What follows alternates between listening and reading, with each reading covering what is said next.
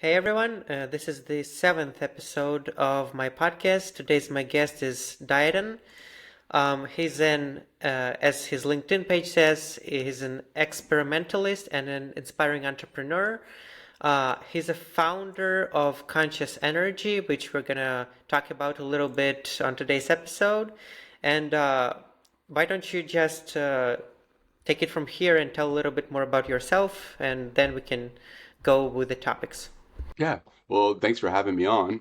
So my name's Didanax, and I founded Conscious Energies. Originally, it was primarily just a digital media uh, platform, social media marketing and stuff like that. But I've transitioned more into my love of experimental setups for alternative energy, basically. So it's been something that I've been working on for a very long time. It's kind of a interesting story how I got into that, but yeah, that's pretty much the background.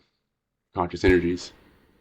Yeah, sounds great. Gonna talk about that definitely, but let's start with, I guess, how we met. Do you wanna talk about that maybe a little bit, and I can also add some parts?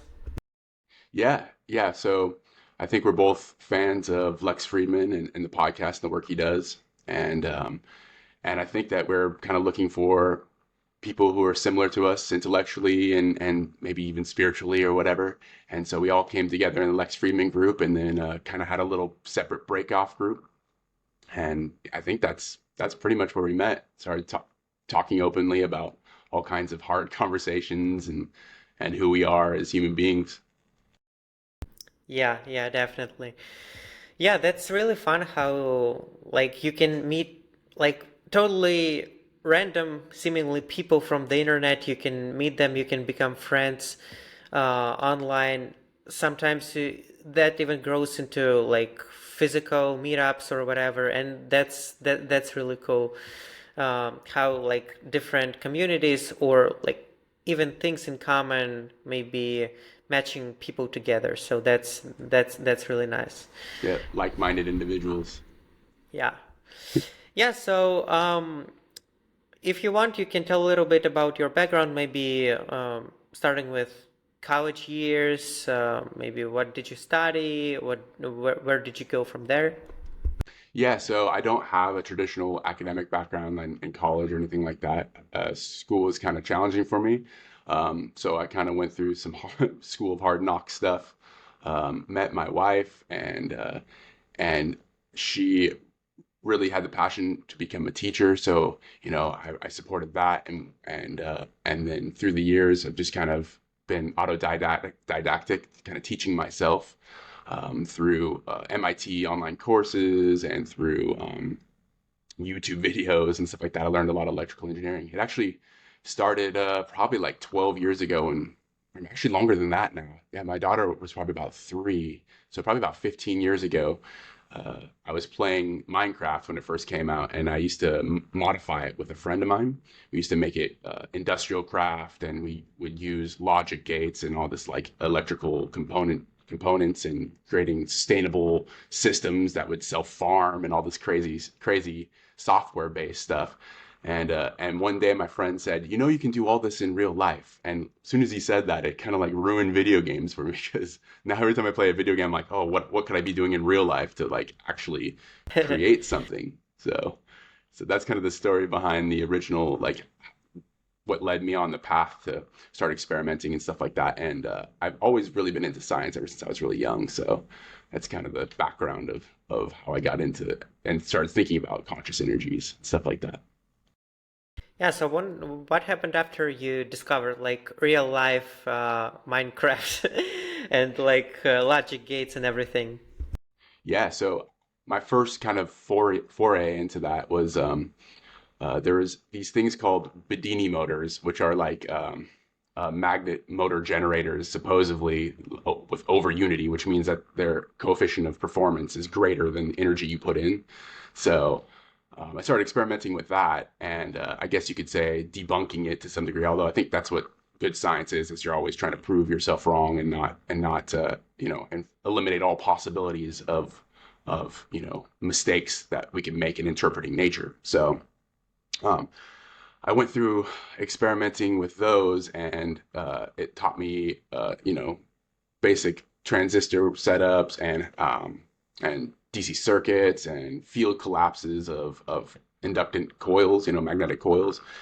And I was able to replicate the experiment several different ways. And I eliminated the battery from the system because you basically would take one battery and transfer it to another battery. And by looking at the other battery, it supposedly was creating more energy in that battery. But that's not really the case. It actually, because it has these inductive spikes where like the voltage increases really quickly, um, it was just making the battery look like it had more energy. But over time, it actually would settle and be just as much, if not less, than the original battery. So it was kind of like it would be good for like conditioning the battery to get rid of like some sulfide, some of the chemistry that's in the battery to help recondition the battery to use it again. But it's not really doing what the original claim was, which is making over unity. It's kind of a chemical trick. So I use capacitors instead, and then you could really see the curve, and it is still very efficient. It's an efficient system, almost like a three-phase motor type of situation, but it's not over unity or anything like that. So that was my first kind of experience, and then I went through many other different experiments and stuff, and learned a lot since then. But that was kind of my first kind of testing the waters into that stuff. Yeah, and how were you doing that? Did you kind of do that by yourself, or did you have like other people who collaborated with you on all that? So originally it was just the same friend who said, you could do all this in real life in the Minecraft game. He helped me a little bit, but then he kind of lost interest after our findings basically were like, this is increasing electrochemical potential in the battery, but not necessarily increasing the total current of the battery, the total amp hours of the battery. And so he kind of got disheartened. But I continued on looking for different things, interested in very practical things like I've done experiments with aquaponics, and I would like to set up solar panels with aquaponics for the pump and make sustainable systems, like I did in the Minecraft game. I've still been exploring that stuff. And it led me, after probably about 3 or 4 years, it led me, I exhausted a lot of different over unity claims and free energy claims, and really did a deep dive into Tesla's work and stuff like that. And after about, yeah, I'd say 4 or 5 years, I discovered what was called cold fusion, which is, a very taboo topic. But it was first it came into popularity in 1989 with Ponce and Fleischmann. But I started experimenting and exploring that further, and I still haven't come to any conclusion with that. And that's probably been about 10 years of research and development. So that one's interesting because I haven't been able to eliminate any mistakes. And it's mostly just been getting a more resolute, finer detail and resolution into the process and into the phenomenon. And there's a lot of experimenters who are way smarter than me who have presented evidence that there is certainly something happening. There's a phenomenon happening between hydrogen and these metallic catalysts. So that's where I'm at with my research now. It kind of led me to the conference I recently went to. Yeah, so of course we're gonna talk about the conference in a little bit, but first I'm curious. How did you come up with the conscious energy as a company or as a like whatever you're gonna call it? And were you doing it alongside your full-time job, or you dedicated like full-time hours just into that? How that come came into play? Yeah, so as it stands right now, it's you would say that I'm self-employed and I work a daytime job. It's not really a bustling business as of yet. My overall goal, like the mission statement, is to engineer abundant energy. That's kind of the main mission statement, and it's not the value isn't necessarily aligned with just making a bunch of financial profits, although that would be helpful for creating these things. But that was kind of the original idea and intent. And the reason why I came up with conscious energies is, though it's kind of esoteric of a name, it was really kind of I have this. I kind of subscribe to the theory of the information theory, which is basically that data and information and energy are the same. They're not. They're not kind of like Hawking has talked about. Many theoretical physicists talk about, but I believe that energy and information are the same. They can be interpreted as the same thing. So that kind of led me to the idea of like consciousness, conscious energy, and like electric impulses in people's brains and the digital networks of the internet and all these different systems. Like they're all kind of levels of consciousness, conscious energy. So it's kind of esoteric, but I went with my heart and I'm in the company name, in the business organization name. So Yeah, yeah. And you've been doing that for 6 years now? yeah, that's about right. The company itself, I think, was founded actually in 2017, late 2017. So that's about right. And it was originally, like I said, was just for digital marketing, and I started with drop shipping and wholesaling and learning Facebook ads. I got really good with that, but then had a lot of problems with Facebook later on. From we can talk about that if you want. I got banned from Facebook, and yeah, I try to be very white hat, but sometimes I touch in the gray, and that might have got me in trouble, or it was something else that with my political or scientific views that got me canceled from Facebook. But yeah, it's interesting. Yeah, but I'm still kind of curious, what exactly did you promote there? Was that some kind of a product based on those experiments, or? So yeah, originally I was selling science stuff, science trinkets. I actually explored setting up other drop shipping like stores, and then there's a couple that I had some some good success with, but then I kind of felt dirty or bad about it because of what I was selling. And like there, like one example was I got a good hit, a pixel hit with Facebook, and got good data information about the particular type of buyer for this little necklace and earrings that was like blue, like a sapphire, very icy. And so I promoted it with the copyright and everything to be like Frozen, and that kind of theme. And it was during that season. Some of these products are very seasonal, and it was starting to take off. And but my margins were really, really big. Like even after the Facebook ads, it was still looking at like 60% margins. So but the actual piece of jewelry was like super cheap. It was only like after shipping and everything, it was only like $3 or $4, and I was selling it for like 20, and I was starting to feel bad about it. And I sold like maybe three or four, and could definitely take off with the Pixel and do parallel A and B testing and stuff like that with the statistics, but it just didn't feel right. I didn't, it felt like the type of stuff you got. And when I got the product, it was like the type of stuff you get in the little coin machines, and like so I didn't feel good about that. But I sold other things like a magnetic pen that you could take apart and construct, and a lot of STEM stuff. I tried to move it more into the STEM stuff, but it is very challenging. It is very difficult. And so um, it was I gathered a lot of data and information, but then once Facebook they canceled my main account, I lost all that data. I wasn't able to access any of it anymore. So it kind of set me back, and then I'm like reassessed and pivoted on what I wanted to do with the business, if that makes sense. It used to be called SciTech Syndicate, one of my main drop shipping Shopify stores. So Interesting. And how did you produce all those products? Um, like, because I haven't ever worked with like selling physical products or anything like that. How was that process work? Did you kind of outsource the production, or how does that work?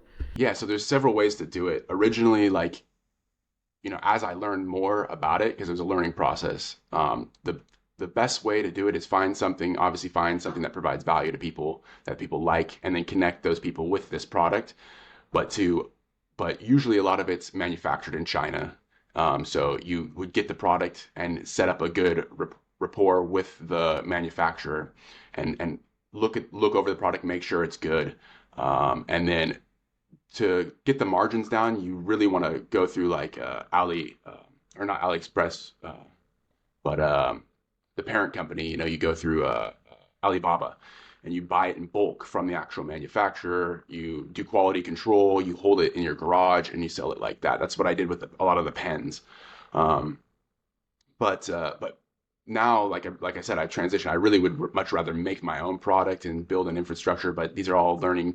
These are all things I'm learning. I'm not an expert at, and learning from interacting with people. But I did learn a lot about shipping costs, logistics, and just shipping things directly from. You can ship things directly from China, directly from the manufacturer. They'll hold it for you and stuff like that. But I didn't particularly like doing that because I wasn't able to get my hands on the product and make sure that the quality was good. I really want to be able to provide, a good service to the people who trust me enough to purchase from me. So, if that answers your question.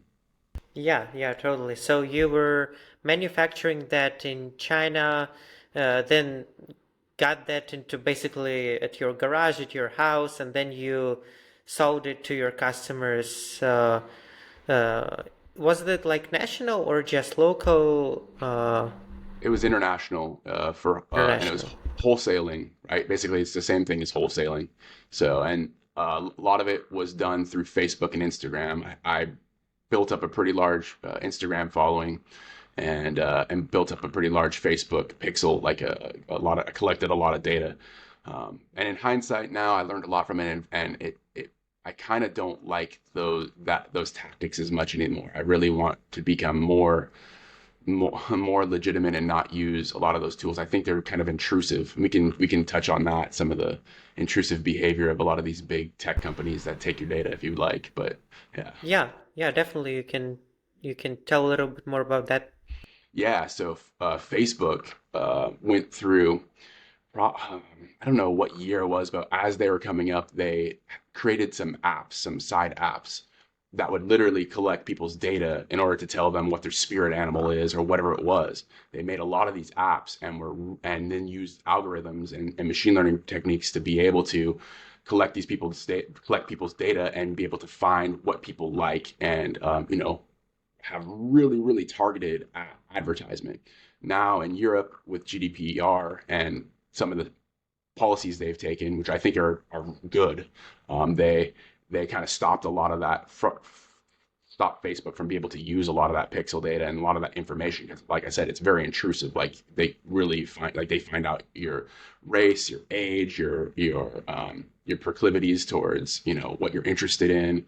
Lots of data. So, but when I was using Facebook, like you can really target in, and it's advertising. The advertising ability was amazing. Like you could literally take an email list of people, for example, and feed it into their algorithm, and it would find people exactly like that from your email list on Facebook. So very powerful stuff. And Google has similar things, but they didn't go as far as Facebook. Facebook really, because of the way that they were able to use machine learning and create algorithms that could do some of these targeted advertisements. Like Facebook took it to a whole nother level. So yeah, I got to know that pretty intimately, and then eventually it got canceled from the platform. So Yeah, so correct me if I'm wrong, but as far as I understand, you really didn't like the idea of using that, you can say, private or public/private data. It's a gray zone, and to use that in your advantage or basically use it, right? I mean, I think there. So it's very gray. It's a very gray area. Marketing is kind of a loveless language or a loveless profession. A lot of people don't like to be put advertisements in front of them, right, when they're scrolling through media. So if it provides some type of value or content, makes people laugh, I think those are usually the better advertisements now. It's not so much the old school like TV advertisements where they just pummel you with just information and trying to throw jingles into your head and just pummel you with basically what's propaganda. I mean, that's really what it is, what it boils down to. Yeah. So yeah, so to be able to use Facebook advertising is still, it's a powerful tool, and but like any tool, any technology, it's a double-edged sword. So it can be dangerous. It can be problematic, especially when it goes into politics and things like that. It becomes even more dangerous and something that more people should be aware of. I think I really believe more people should think about their data and the protection of their data, if or at least be aware of what happens with their data on the internet. Yeah, so how did they ban you from Facebook? What did you do? So so they said, so I would take like cool videos found on Instagram, and I would repost them and give credit to the original people, right? However, there is this group of of digital proprietary ownership, like digital copyright groups that will actually go out and find people's videos that they think that will be viral, and they actually pay for them. They'll pay the person, hey, I'll give you $200 if I can have the copyright to this.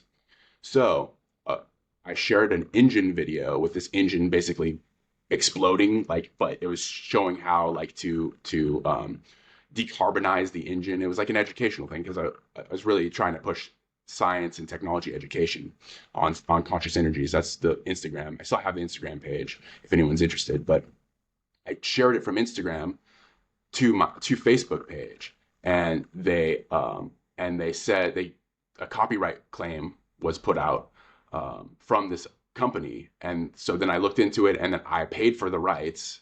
It was like cost me like $100, and it kind of felt like extortion a little bit because Facebook said you don't have the rights to this. Contact this company to get it appealed, right? So then I contacted the company, got it appealed, and got and got copyright claims to it for like $100. And but then Facebook said they're still not going to get rid of my personal account, and they didn't ban my business account, which I would think they would suspend the business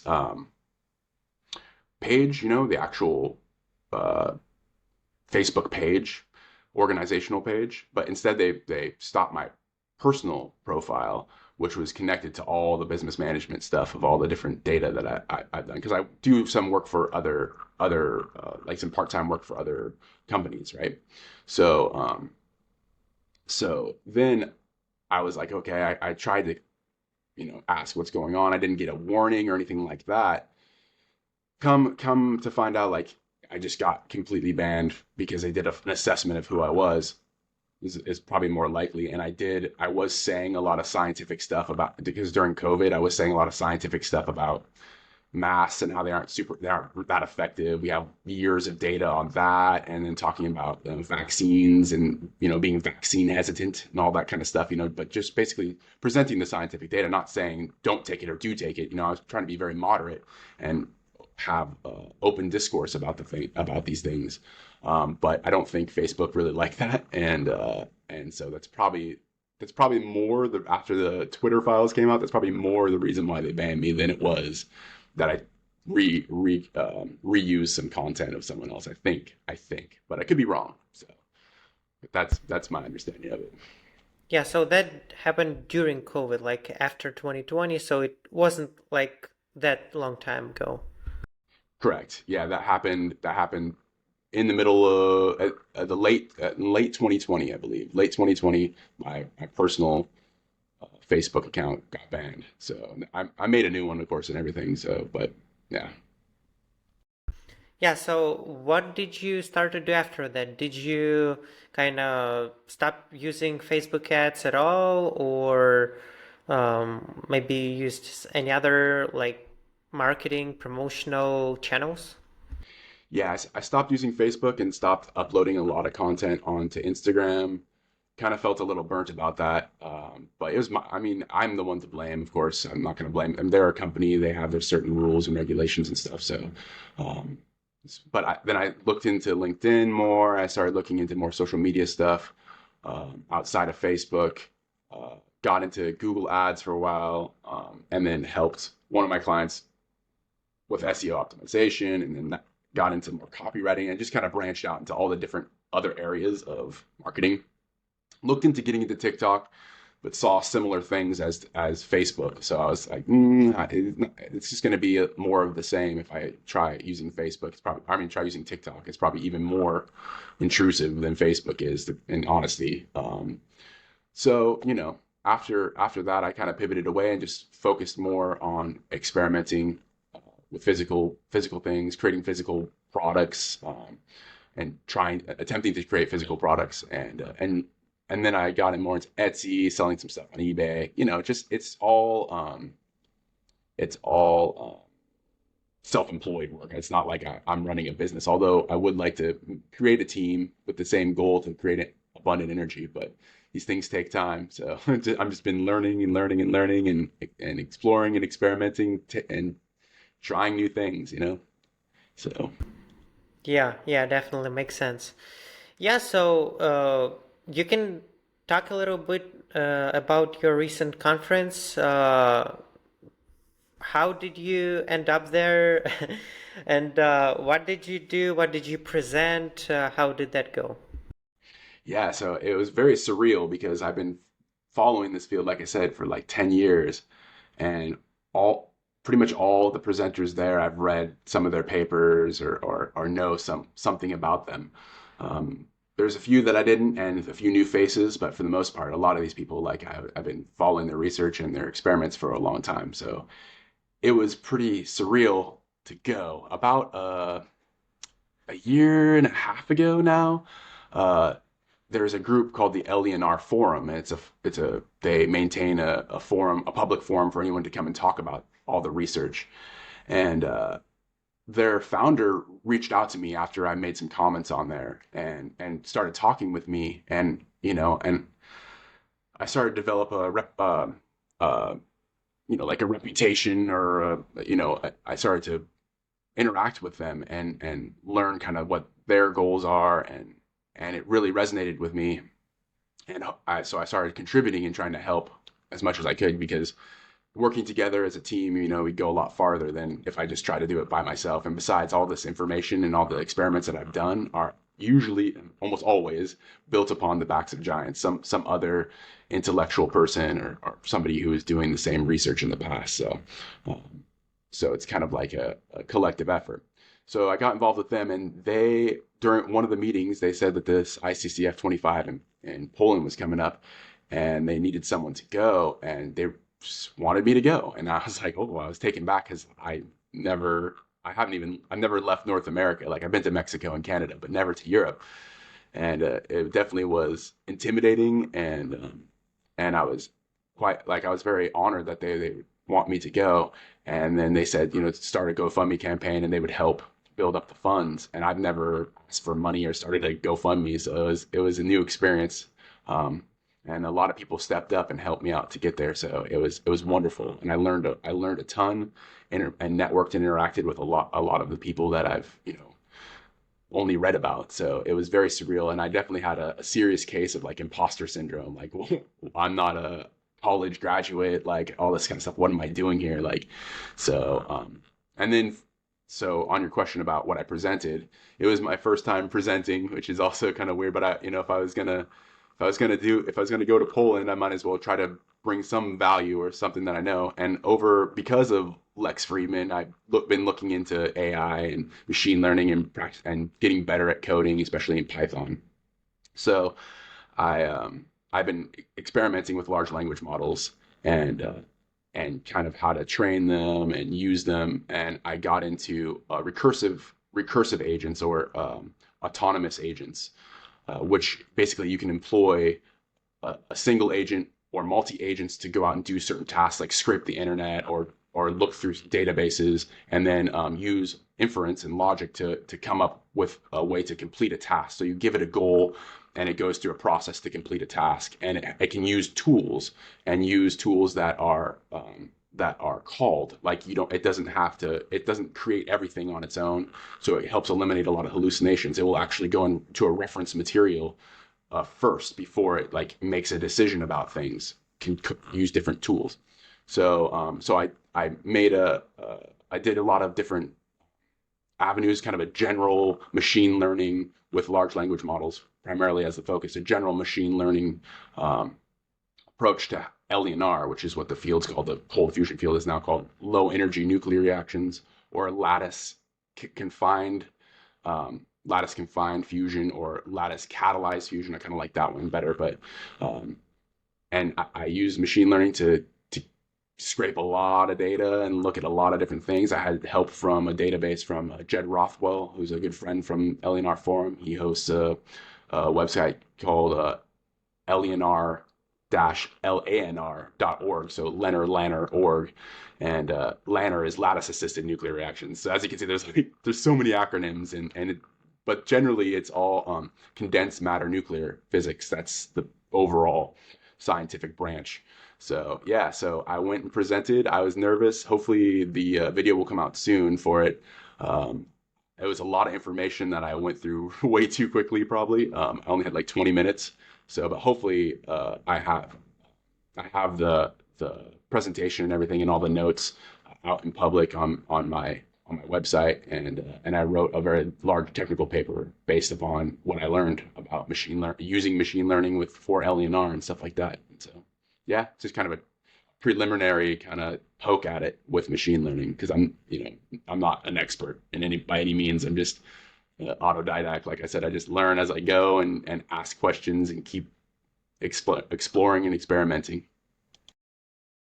Yeah, yeah, makes sense. And you mentioned that you felt a little bit of an imposter syndrome because maybe you don't have like a traditional scientific degree or something. But in my opinion, as long as you, as you said, experimenting, learning, it doesn't matter that much. It's just like formality or so. Yeah, so uh, yeah, good stuff. You mentioned that you can find that on your website. Is that Conscious Energy website or Yeah, another one? yeah, it's just conscious.energy. That's the website. So Mm-hmm. www.conscious.energy. Mm-hmm. And yeah, the whole technical paper is all written up on there, and I have a link to Hugging Face for the data, some of the data sets. I still need to upload some more data sets in the material sciences, and there's other things that I collected, but not all of it was that useful. And I'm still cleaning a lot of the data to help improve making my own large language model. Although it's very expensive, every time you spin up one of these large language models, it can become very expensive for the computational power. To be able to have a video or graphics card cluster to be able to use, or whatever it may be. So, um, but yeah, it's all located on there. The paper is like a 78-page paper, and it's the first time I've ever made a research paper. And I guess it was kind of controversial because I did employ the help of large language models to help write it.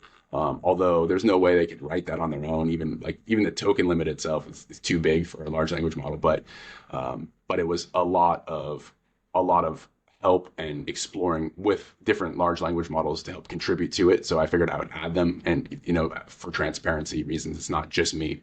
But most of it was from my knowledge and research and prompting the correct questions and the correct directions to go, and doing the correct research in all the different fields of nuclear science. So, and also it touches on the socioeconomic play of open source versus closed source software and hardware, and how that might interact with the field and limit it to its growth. Because with large language models, I'm not sure if you're aware of this, but because the large language models have become more open and open source, more people have contributed to it, and it's grown exponentially because of that reason. That really is the main reason why this has taken off so quickly after the generative pre-trained transformer kind of take attention is all you need. And like 2017 came out. Slowly it progressed and then kind of went into this explosion once people could all contribute to the knowledge bases of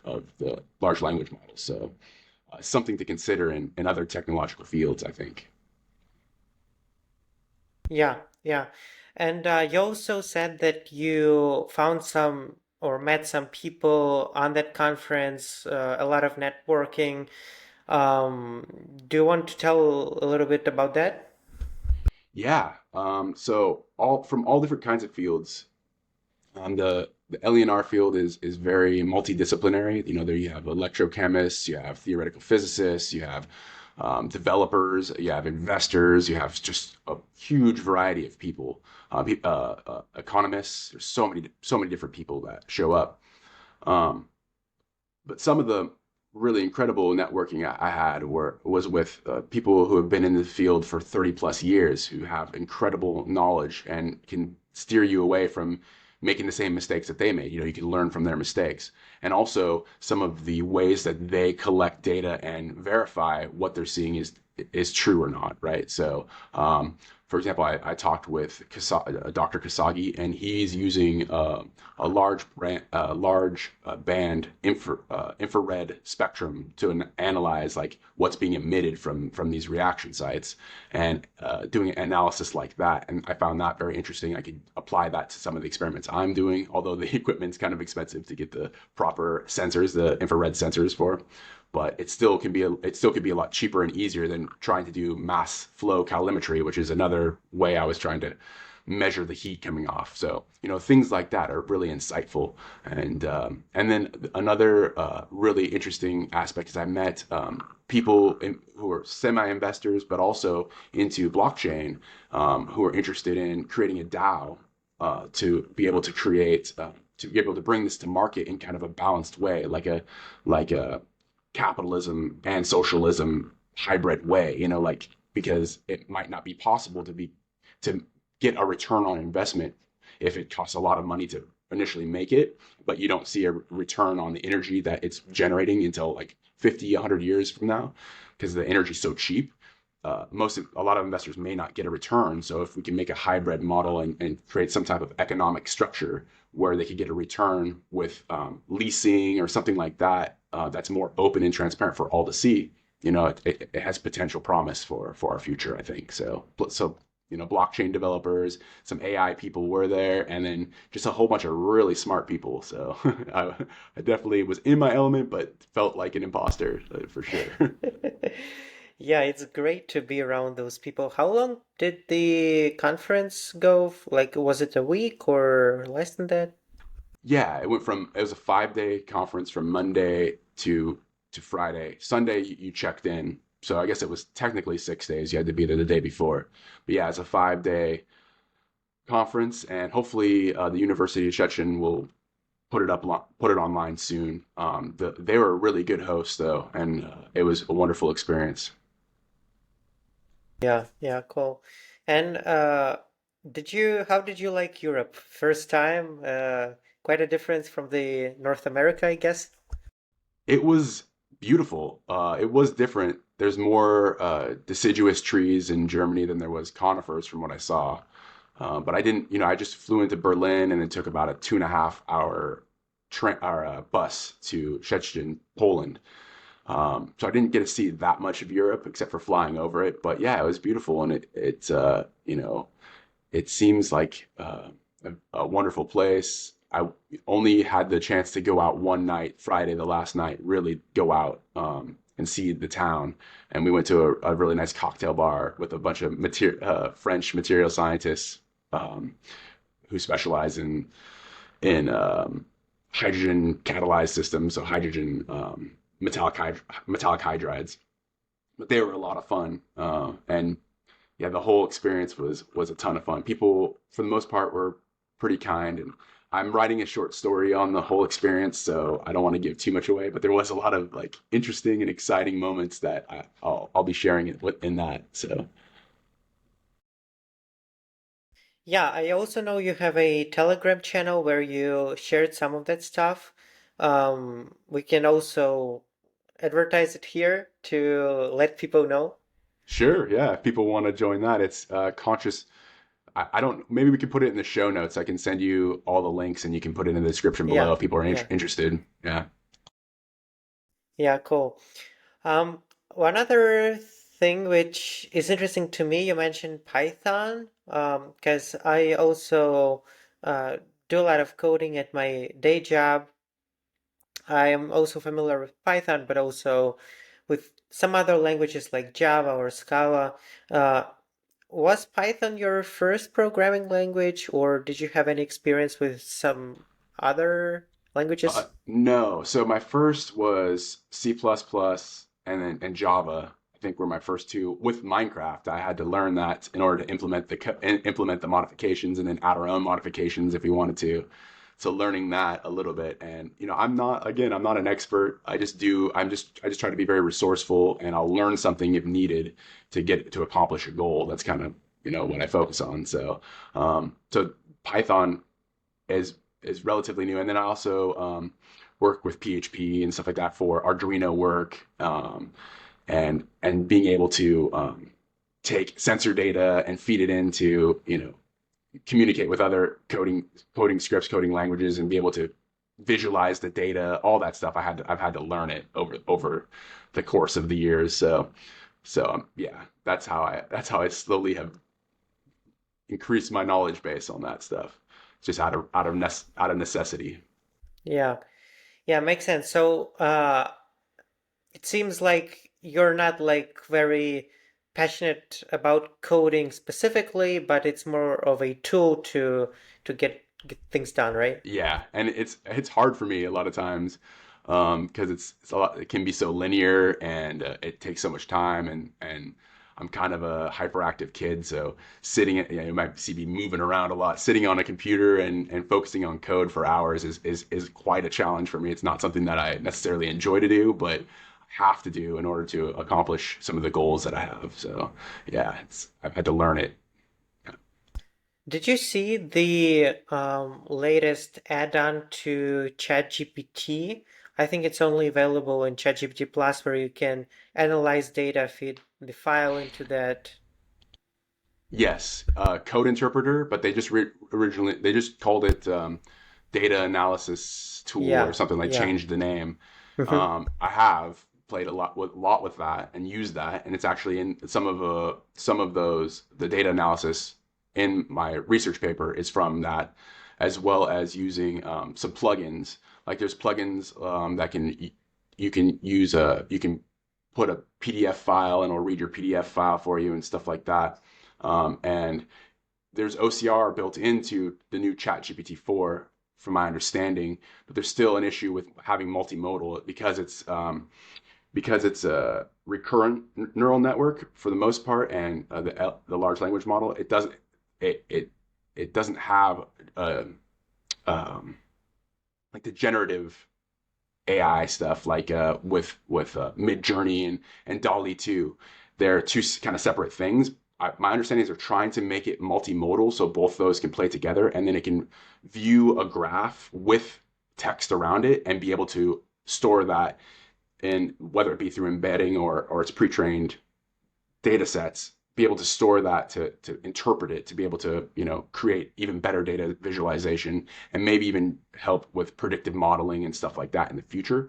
But they haven't quite worked that out very well yet. So I made some Python scripts that are basically, they use LangChain, which takes like chained prompts, and you can you can use uh, embeddings for different tools and use any not any large language model, but you can use GPT-4, GPT 3.5 Turbo, or you could use Llama 2 or Falcon 40B. There's a whole bunch of different large language models, depending on your computational abilities. The hardware that you're able to access, but the uh, the beauty of it is that you don't need to be dependent on just ChatGPT, OpenAI's large language model, and you can actually fine tune your own models for your own business needs, for your own, to create your own autonomous agents that will carry out basic tasks that are kind of mundane or tedious in everyday digital business. So it's a really powerful tool. I think a lot of businesses are going to start using it. I'm sure Narada would benefit from using it, right? Having some type of agent there to help with meetings and take down notes. I think I heard Google talking about setting up in their meeting that they're working on that as well, having an autonomous agent that kind of can do that stuff. So it's very fascinating. And to have multiple agents that can all do out and are skilled at different things, go out and get information, come back and interact and talk with each other to come up with some type of solution or to solve some type of problem is incredibly powerful tool. I think that would be wonderful for humanity if we can come together on it and keep it open for everyone. So. Do you think this multi-agent model is something that's getting closer to AGI, where it's kind of can AI can do basically everything? Yeah, I do. As far as kind of the digital networks go, and I guess virtual things.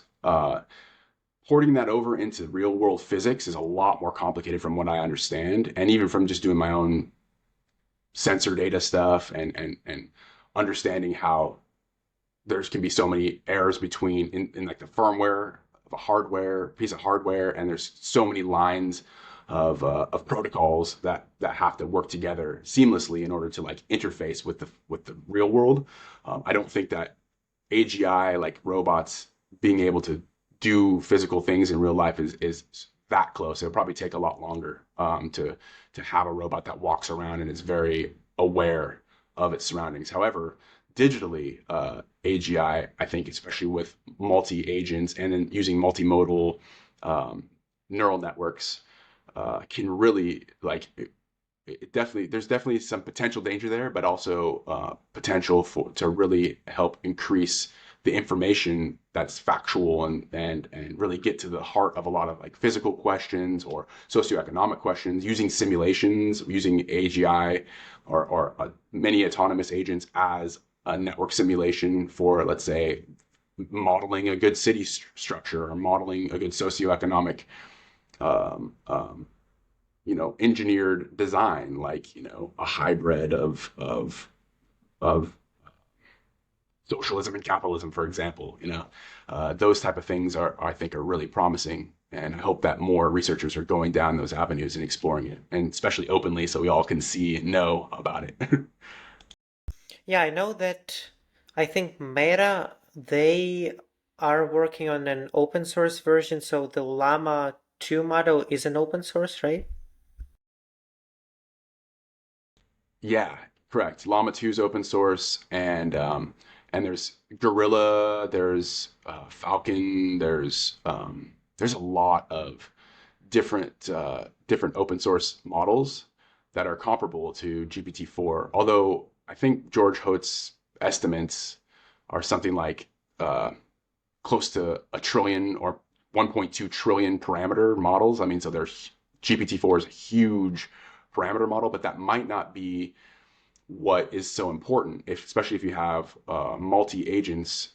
As long as there isn't hallucinations happening between those agents and things can be factually checked through tools, doing retrieval services like the agent can retrieve factual information and verify. Having multi-agent systems and distributed network of neural networks might be even more powerful than trying to just hammer out some huge, large, trillion parameter model. I don't know for certain. That's just a hypothesis that's possible. But it's certainly something to consider, and it's very nice. Like I said, the fact that there's so many open source models, I think that's the real reason why the large language model field has exploded recently, because things are so open. People are be able to get their hands on it and experiment and develop on it and talk about it and share with one another. So. Yeah. Yeah, so it seems you also like to explore or focus on this aspect of the AI and LLMs of keeping things more factual, more maybe just better for humanity overall. Because, of course, private companies like OpenAI, Microsoft, they the reason they do it is to make profits out of it, and it does not necessarily translate into the better world. So I think that, and I'm curious what you think about how much of a difference does making it open source can bring into the table? Is it kind of can eliminate all the problems with the closed source models, or is it just a part of it? I think it's just a part of like how you want to engineer something. I don't. There's pros and cons for open source. Like some of the pros are that more people get their hands on it. Innovation tends to increase exponentially. Um, there's more.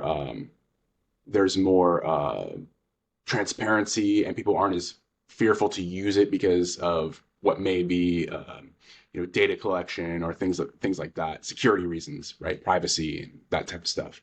On the flip side, the con is that sometimes it can be a little not as stable. Sometimes it can be open source models can be more degraded. They can have more issues, more problems, more people getting their hands on it, ruining it, and then also just if there's a lot of different forks of that model, a lot of different versions of that model, to find the right one that's needed for your particular application or engineering design may be more challenging. So those are definitely cons in open source.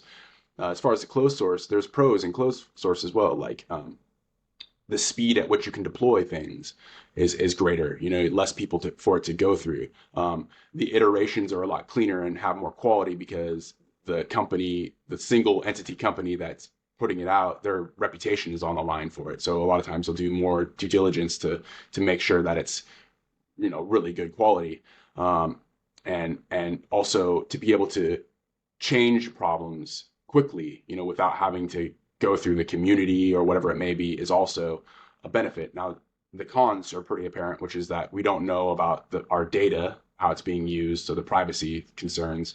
Also, it slows down progression. Less people get their hands on it. There's more walled gardens, so there's less flowers will grow. That makes sense. It's a pretty simple analogy. Walled garden, less flowers will grow. So for those reasons, like it just depends on how you want to engineer a thing. Now, what's interesting about Facebook is that I think they've realized this, and that's why they create open source models, because they've done this in the past. They'll create open source code bases for the community to contribute to because it's basically free work for them, right? Like people will just contribute because they like it. Yeah, They'll contribute yeah. freely. Yeah, it's free work, and then they'll take that model and use it for their own purposes after people have contributed and helped make it better, right? So they get free labor. So that's one of the reasons why I think they do it. But it's kind of a paradox, right? That even exists. The open and closed source. It's kind of a paradox of our socioeconomic organization and creation of things. So it's interesting to think about. It's almost philosophical, I think. Yeah, yeah. Is there anything else that I forgot to ask, or you just want to share about conscious energies or your work or anything in this field or any other field?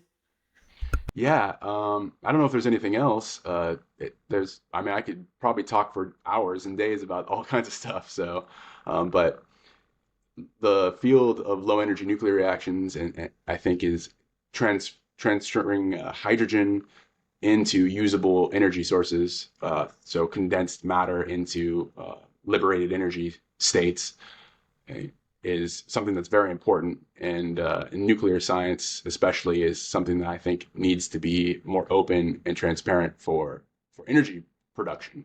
I think that there's never like a one shot, one kill, like something fits all.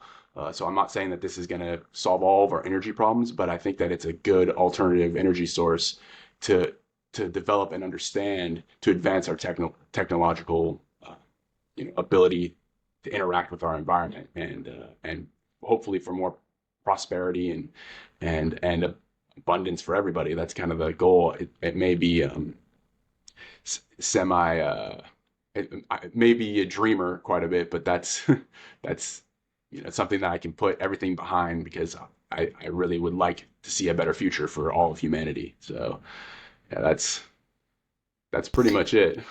Yeah, that's really interesting. Did you try to push that kind of content or just more information on LinkedIn or maybe other social media besides Facebook or Instagram? Because I would really be interested in just checking the stuff that you're talking about maybe more because I don't think it's really that popular or trendy on social media, but that would be really interesting to hear more about. Yeah, I mean it's a complex subject, so I can see why it's not. There is a lot of moving parts.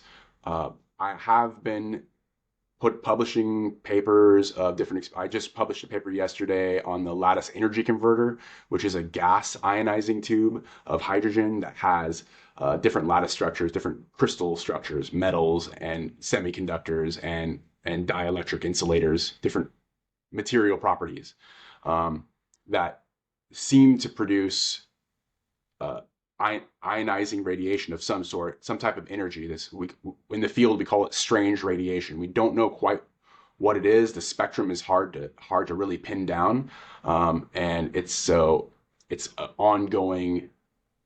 It's an ongoing research and investigation into those things. But I laid out a pretty good article on kind of the hopefully the layman can understand on LENR News. I'm also involved with them. So if you're interested to check any of that out, I post it on all my social media. I even posted it on the Conscious Energies story, Instagram. Um, but from my experience putting it out there into Facebook, into Instagram, to LinkedIn, all that stuff, it's very niche. It's nuclear science and stuff like that. And when people see nuclear, sometimes they get a little freaked out from that. They think of, you know, beta decay. They think of like different radiations that are going to hurt them. But in these systems, that's not. It's like a full transfer of one energy state to another, like a quantum energy state, quantum energy levels. So you don't we don't have the same signatures of radiation that hurt people, the ionizing radiations. Although this tube says that there is some strange ionizing radiation, the reason why it's strange is because it doesn't seem to be, it's not the same type of ionizing radiation that hurts people. Like there's some other type of radiation we don't quite understand, something to do with the electromagnetic field, electrodynamic interactions between many body systems. So it can be a little complex. Yeah, yeah, definitely can see. But I mean, you can still, it's up to you, of course, but for me personally, maybe some very simplistic content about this kind of niche, but to make it maybe a little bit more available to the public like me, who doesn't really understand the weeds of that, but still it's really curious to know. Yeah, it's a great idea. And a lot of content is out there. Like there is a lot of simplified versions of it. One of my colleagues, Ruby Carrot, she has a YouTube channel called Cold Fusion Now. Cold fusion is kind of a taboo word, so a lot of people in the field try not to use that term anymore. But that's her YouTube channel, and she's made a bunch of lovely public productions for like YouTube videos that really simplify it, especially like in hydrogen in a palladium lattice and kind of what is hypothesized as happening. So the it's interesting. Sorry for the dog, by the way. So it's Of interesting. course. Yeah. So it's interesting that it exists, but to but for people to kind of latch onto it, there just needs to be more conversations like this. I think more long form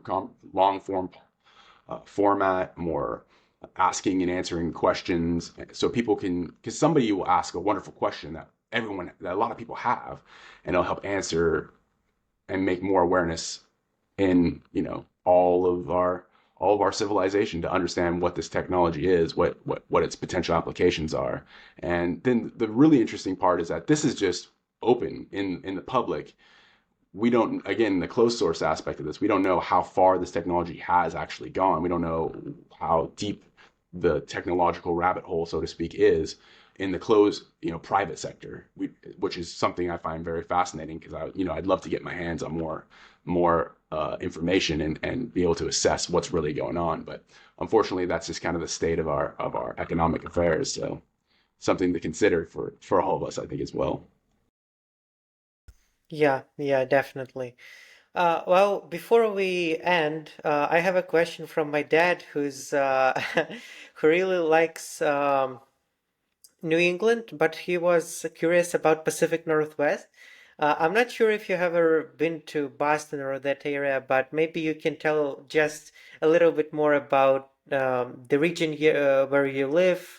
You probably lived there for a while, just to give him an idea about it. Yeah. So I've never been to northeast so I've never been to New York, Boston, Chicago, that area, or the Great Lakes area. So, but my dad is from there. My biological dad's from there.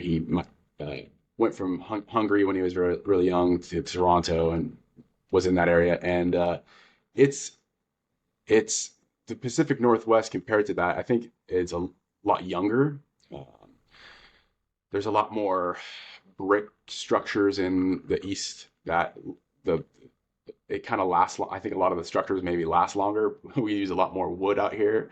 Um, as far as the scenery, it's amazing where I'm at because I can go literally an hour in any direction and see almost every type of climate, except for maybe like a tropical rainforest. But even we have even a temperate rainforest to the north in the Olympic Peninsula. But you can go an hour to the ocean, the Pacific Ocean. You can go an hour to high desert and see tumbleweeds and brush, and then you can go an hour to a huge mountain, a huge volcano that that is amazing skiing, and so it's really nice. It can be a little rainy.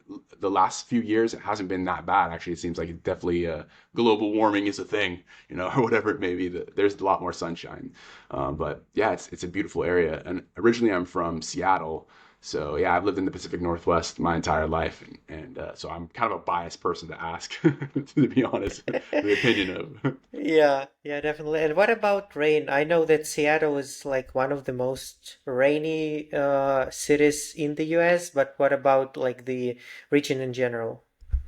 Yeah, Pacific Northwest, especially more north you go, there's a lot of rain. It's just kind of part and parcel with the area. It's just, that's what it is. So, but the further south you go, the less rain there is. So Southern Oregon and then Northern California, it becomes more moderate. And then obviously, just if you keep going south, you hit more tropical regions. So you can go all the way down to San Diego and have beautiful its own climate, very beautiful high desert kind of feel. So the whole area is really nice to visit. I highly recommend it, but it just depends on what type of climate you're into. It's a great question though. Yeah, definitely. Well, I think that's it from my end. Really appreciate your time and a lot of very interesting topics. I would really love to have you again if you wish in the future, because that's really interesting. It's a lot of new stuff that I learned today from you. So yeah, a pleasure to Yeah, to talk. thanks for having me. Like it's an honor that you even think I would be a worthy guest. So I appreciate that. I appreciate you having me. Sure, thank you.